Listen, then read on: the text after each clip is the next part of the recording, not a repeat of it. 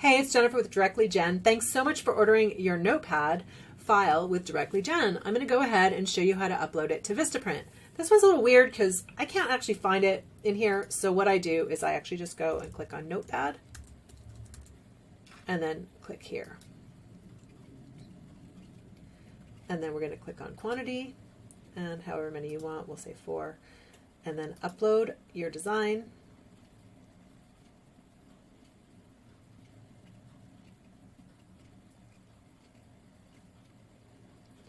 And I'm going to click on upload. Upload my logo or image. And where's Notepad? Right there. Now we use our PDF files, the print files that I send you for these, because that is what gives you your best resolution.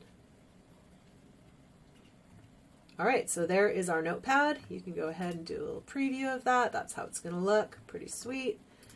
And if it seems like it's a little bit close to the bottom, it actually isn't. When you get your Notepad, it will not be. You can go ahead and click on preview and download proof, and then you will get to see that it actually looks a little bit closer or a little bit higher up. So that is how you upload your file. Then you're going to go ahead and click next. Yes, everything looks great.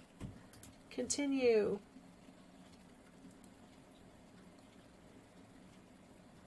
And then you can do magnetic or cardboard. So I would just do cardboard.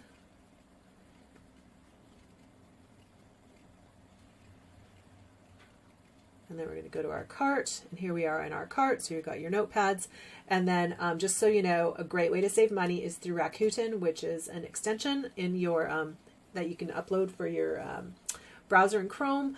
You get cash back at Vistaprint and a ton of other stores, so it's definitely worth signing up for if you haven't. There is a link in the email that I've sent you to get you to Rakuten. You get $30 credit for when you sign up and use it, and I get a $30 referral fee just being out front with that.